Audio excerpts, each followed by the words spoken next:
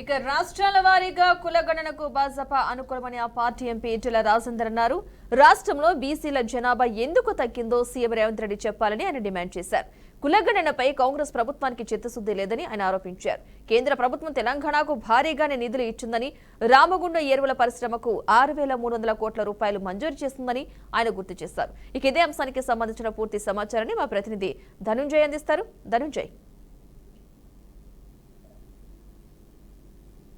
Thank you Padma. ప్రస్తుతం రాష్ట్రాల వారీగా జరుగుతున్న కులగణనపై ఈరోజు ఈటెల రాజేందర్ తీవ్ర స్థాయిలో స్పందించారు. ఎందుకంటే కులగణన విషయంలో ఆ పార్టీ ఎంపీ ఈటెల రాజేందర్ చేసిన వ్యాఖ్యలు ఇప్పటికే పార్టీకి సంబంధించిన దాంట్లో దుమారం లేపుతున్న పరిస్థితి చూస్తున్నందుకు రాష్ట్రంలో బీసీలకు సంబంధించిన జనాభా ఎందుకు తగ్గిందో ముఖ్యమంత్రి రేవంత్ రెడ్డి చెప్పాలంటూ ఆయన సూటిగా ప్రశ్నించారు. ఎందుకంటే ఇప్పటికే జిల్లాల వారీగా చేసిన కులగణనలో సరైన తప్పుల తనఖా ఎక్కువ ఉందని చెప్పేసి అటు భాజపాకు సంబంధించిన నాయకులు ఎప్పటికప్పుడు విమర్శిస్తున్న పరిస్థితి చూస్తున్నాం. ఎందుకంటే గత 4 రోజులుగా చూస్తుంటే ఇక్కడ రాష్ట్రంలో పర్యటిస్తున్న రాష్ట్ర నాయకులు సైతం ఈరోజు ప్రాథమికంగా రాజ్యసభ సభ్యులు లక్ష్మణ్ సైతం ఈ విధంగా తీవ్ర స్థాయిలో మండిపడ్డారు. దీంట్లో భాగంగానే ఈరోజు రాష్ట్రంలో బీసీల జనాభా ఎందుకు తగ్గిందో సీఎం రేవంత్ రెడ్డి చెప్పాలంటూ ఈటెల రాజేందర్ చేసిన ప్రశ్నలు ఈరోజు పెద్ద ఎత్తున దుమారాన్ని సైతం చూస్తున్నాం. ఎందుకంటే ఇప్పటికే రాష్ట్రంలో కులగణన విషయంలో కాంగ్రెస్ ప్రభుత్వం అనుసరిస్తున్న వైఖరి తీవ్ర స్థాయిలో ఉందని చెప్పి చెప్తున్నారు. ఎందుకంటే ప్రభుత్వం చిత్తశుద్ధి లేదని చెప్తున్న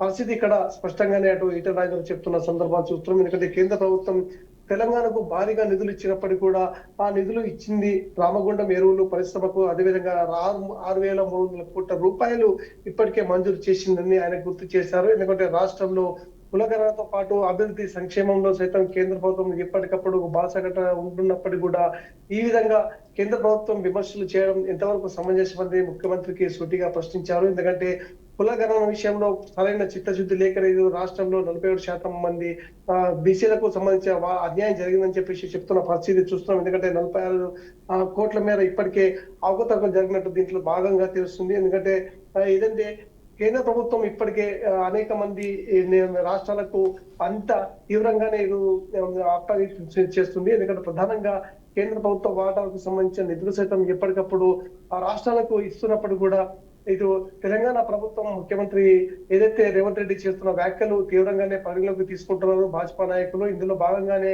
కులగణనకు సంబంధించిన విషయంలో తీవ్ర స్థాయిలో మొదలు పడుతున్న పరిస్థితి చూస్తున్నాం. ఎందుకంటే కేంద్ర ప్రభుత్వం చిత్తశుద్ధి లేదని చెప్పేసి చెప్తున్న సందర్భాలు ఎందుకు అని చెప్పేసి ఇక్కడ ముఖ్యమంత్రిని సూటిగా ప్రశ్నిస్తున్నారు. ఎందుకంటే రాష్ట్రంలో అనేక ప్రాంతాల నుంచి వస్తున్న ఉత్తర ప్రాంతం నుంచి వస్తున్న ప్రజలతో పాటు ప్రజలతో మమేకమైన వారికి అందరికీ కేంద్ర ప్రభుత్వం అన్ని రాష్ట్రాలకు ఏ విధంగా నిధులు మంజూరు చేస్తుందో అదే విధంగా నిధులు సైతం మంజూరు చేస్తున్న పరిస్థితి చూస్తున్నాం.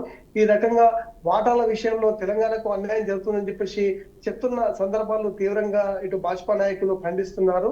ప్రస్తుతం ఈ కులగణన విషయంలో సైతం తీవ్రంగానే తెలంగాణ రాష్ట్రానికి అన్యాయం జరిగింది.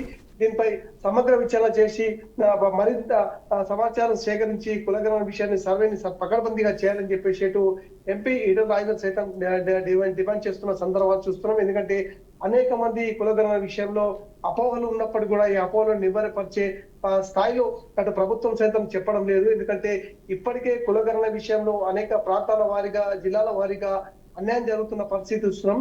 ఎందుకంటే వాటాల విషయంలో చూస్తుంటే ఇటు తీవ్రంగానే ఇటు నష్టం సైతం వాటిల్లింది. ఎందుకంటే కులగణన విషయంలో తీవ్ర స్థాయిలో జిల్లాలకు వాటా మన ఏదైతే రావాల్సిందో దాంట్లో పూర్తిగా నష్టం జరిగిందని చెప్పేసి ఈటెల రాజేందర్ విమర్శిస్తున్న పరిస్థితి మనం చూస్తున్నాం.